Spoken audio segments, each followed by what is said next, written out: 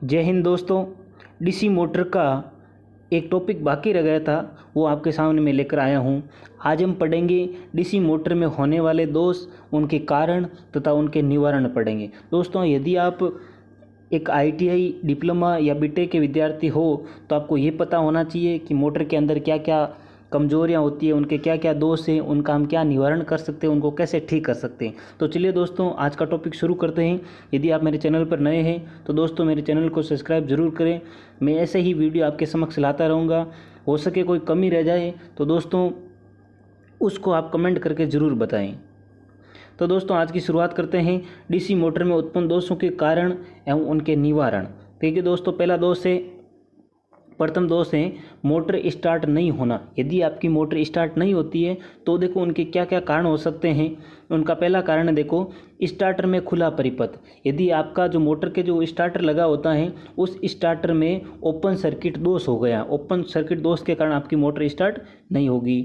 Next देखिए शून्य terminal voltage. यदि मोटर के टर्मिनल वोल्टेज 0 हो जाते हैं तो भी आपकी मोटर स्टार्ट नहीं होती है। नेक्स्ट देखिए खराब बियरिंग। यदि मोटर के बियरिंग खराब हो गए हैं तो भी आपकी मोटर स्टार्ट नहीं होगी। नेक्स्ट है अत्यधिक भार। यदि आपने मोटर पर अत्यधिक भार दे दिया है तो भी मोटर स्टार्ट नहीं होगी। भार का मतलब होगा, आपने देखो दोस्तों कभी चक्की चलाई होगी घर पे, तो आप क्या करते हो, मतलब आटे को ज़्यादा महीन करने के लिए आप क्या करते हो, भार को बढ़ाते हो, तो वो होता है भार। आगे देखिए इसका निवारण क्या क्या है। पहला निवारण देखो स्टार्टर को टेस्ट करें। यदि आपका स्टार्टर में ओपन सर्किट दोष हो गया है तो उसको टेस्ट करें और उस दोष को दूर करें।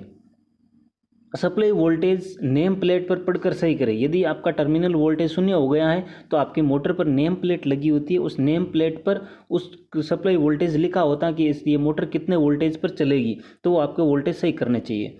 खराब बेयरिंग है तो क्या करेंगे, बेयरिंग पुलर से बेयरिंग निकाल कर बदल देंगे। मोटर को खोलेंगे, उनमें जो बेयरिंग लगे होते हैं वो बेयरिंग पुलर की सहायता से निकाल कर उसको ठीक कर देंगे। नेक्स्ट है भार को कम करेंगे। यदि भार ज़्यादा दे दिया आपने तो भार को कम कर देंगे। जितनी क्षमता है मोटर की उतनी ही हमें भार देना चाहिए। नेक्स्ट दोष देखिए क्या है।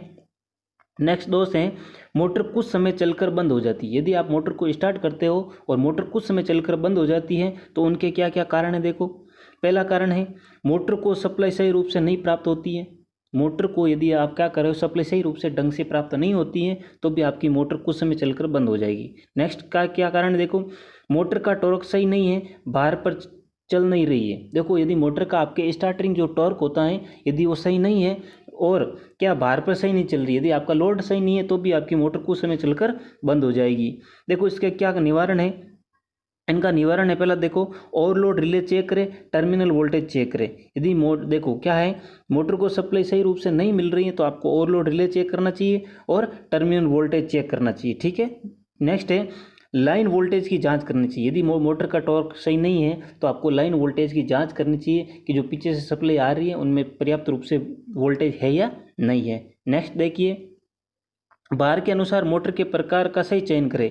यदि आपको क्या करना है, मोटर भार पर सही नहीं चल रही है तो आपको भार के अनुसार ही मोटर का चयन करना चाहिए। आप पहले पता करना चाहिए कि हमारे घर का भार कितना है, हम कितने लोड पर मोटर को चलाएंगे, उसके हिसाब से आपको मोटर खरीदनी है। नेक्स्ट देखिए, नेक्स्ट है दोष। अगला दोष क्या है, भार पर मोटर कुछ बहुत धीमी गति से चल रही है। यदि आपकी मोटर भार पर बहुत धीमी गति से चल रही है तो उनके क्या क्या कारण हो सकते हैं देखो। लाइन वोल्टेज बहुत कम है, आपके जो पीछे से जो वोल्टेज आ रहे हैं उनका मान कम होना। ब्रश उदासीन तल से आगे हो जाना। जो मोटर के ब्रश होते हैं वो सही एक्सिस पर नहीं होकर वो क्या हो जाएंगे, उदासीन तल से आगे हो जाते हैं। अगला है मोटर पर अत्यधिक भार। यदि आपने मोटर पर अत्यधिक भार दे दिया है तो भी आपकी मोटर जो बहुत कम चलेगी भार पर। ठीक है।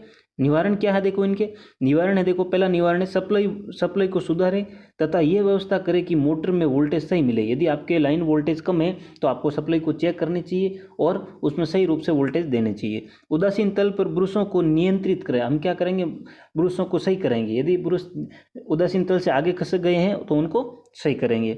मोटर पर जितना भार होना चाहिए उससे अधिक भार नहीं डालना चाहिए। यदि मोटर की जितनी कैपेसिटी हो हमें उतना ही भार डालना चाहिए। नेक्स्ट दोष है देखो, नेक्स्ट है मोटर स्टार्ट होते ही फ्यूज उड़ा देती है। यदि आपकी मोटर आप स्टार्ट करते हो और मोटर की जो पैनल पर लगा फ्यूज वो उड़ जाता है तो उनके क्या क्या कारण हो सकते हैं देखो। उनके क्या क्या कारण है देखो, 3 कारण है उनके। फ्यूज तार सही रेटिंग का नहीं होना। फ्यूज तार हमेशा ध्यान रखना दोस्तों सही रेटिंग का ही होना चाहिए। कई बार क्या करते हैं, फ्यूज उड़ने की समस्या होती है तो क्या करते हैं, हमें जानकारी सही नहीं होती है और आप फ्यूज तार क्या करते हो, बड़ा बांध देते हो, ज़्यादा मोटाई का बांध देते हो, उनकी रेटिंग सही नहीं होती है, या फिर ज़्यादा पतला बांध देते हो तो भी उनकी रेटिंग सही होने के कारण फ्यूज बार बार उड़ जाता है। अधिक भार होना, यदि आप भार ज़्यादा दे दिया है तो भी आपको क्या करंट बढ़ने के कारण, देखो जैसे ही आप भार बढ़ाओगे तो आपकी क्या होगी, करंट बढ़ेगी। जब करंट बढ़ेगी तो जो आपका वायर होगा, फ्यूज वायर होगा, वो गर्म होकर पिघल कर टूट जाएगा। ठीक है। स्टार्टर में प्रतिरोध का शॉर्ट सर्किट होना, आपका जो स्टार्टर लगा हुआ है उसमें शॉर्ट सर्किट हो गया, मतलब जो आपका स्टार्टर का प्रतिरोध है वो खराब हो गया है, तो आपको ये 3 कारण है। देखो इनके निवारण क्या है, इनके निवारण है आपके मोटर की धारा क्षमता ज्ञात करें तथा फ्यूज बदल दे। आपकी जो धारा क्षमता कैसे ज्ञात करने दोस्तों, आपकी जो नेम प्लेट होती है उस नेम प्लेट पर करंट का मान भी लिखा होता है कि ये मोटर इतने करंट लेगी, इतने मान तक चलेगी, तो आपको उससे ज़्यादा नहीं चलानी है। ठीक है। भार को तुरंत कम करें, अगर ऐसा है यदि करंट का मान बढ़ गया है तो आपको भार का कम कर देना चाहिए। और यदि आपका जो वो खराब हो गया है, प्रतिरोध खराब हो गया तो ओम मीटर से टेस्ट करें, यदि प्रतिरोध खराब हो तो बदल दें। यदि आपका प्रतिरोध में से शॉर्ट सर्किट दोष हो गया है तो आपको प्रतिरोध बदल देना चाहिए। ठीक है। नेक्स्ट दोस्त देखो क्या है, कार्बन ब्रश के ऊपर चिंगारी बनना। यदि कार्बन ब्रश के ऊपर चिंगारी बन रही है, आपके जो ब्रश लगे होते हैं कार्बन के, उनके ऊपर चिंगारी बन रही है तो उनके क्या क्या कारण है, देखो उनके 3 कारण है, 4 कारण है। कम्यूटेटर पर ब्रशों का संपर्क ढीला संपर्क होना, यदि आपके कम्यूटेटर पर जो ब्रश हैं वो ढीले होने के कारण उन पर चिंगारी उत्पन्न हो रही है। कम्यूटेटर का खुरदरा होना, आपका जो कम्यूटेटर है वो धूल गंदगी के कारण क्या होता है, वो खुरदरा हो जाता है, घिसने के कारण क्या हो जाता है, वो खुरदरा हो जाता है, इसके कारण उनके ऊपर चिंगारी उत्पन्न होती है। कम्यूटेटर पर धूल के कण होना, कम्यूटेटर पर यदि धूल के कण है, कार्बन ब्रश और कम्यूटेटर के बीच यदि धूल के कण आ जाते हैं तो भी चिंगारी उत्पन्न होती है। नेक्स्ट है कम्यूटेटर में लघु परिपथ होना, यदि कम्यूटेटर में आपके दोष हो गए, लघु परिपथ दोष हो गया तो भी आपके क्या होगा, उसमें चिंगारी उत्पन्न होगी। ठीक है। इनके निवारण क्या, देखो ब्रूस होल्डरों में ब्रूस को सही कसे, यदि आपके ब्रूस ढीले हैं तो उनको सही कस देना चाहिए। कम्यूटेटर पर एमरी पेपर लगाकर सही करें, कम्यूटेटर को आपको एमरी पेपर लगाकर उसको सही करना है, जिसके यदि गंदगी है उसको हटा देना है। कम्यूटेटर को साफ करें, धूल कण जमा हो गए तो उनको साफ कर देना चाहिए। कम्यूटेटर को टेस्ट करें, यदि खराब हो गया हो तो बदल दे। कम्यूटेटर क्या करना है, टेस्ट करना है, यदि वो खराब हो गया है तो उसको बदल देना चाहिए, दूसरा कम्यूटेटर लगाना चाहिए, जिससे क्या होगा, चिंगारी नहीं बनेगी। ठीक है। नेक्स्ट देखिए दोस्तों, आपका मेरा वीडियो देखने के लिए बहुत बहुत धन्यवाद। यदि मेरा वीडियो आपको पसंद आता है तो अपने दोस्तों के साथ ज़रूर शेयर कीजिएगा। जय हिंद दोस्तों।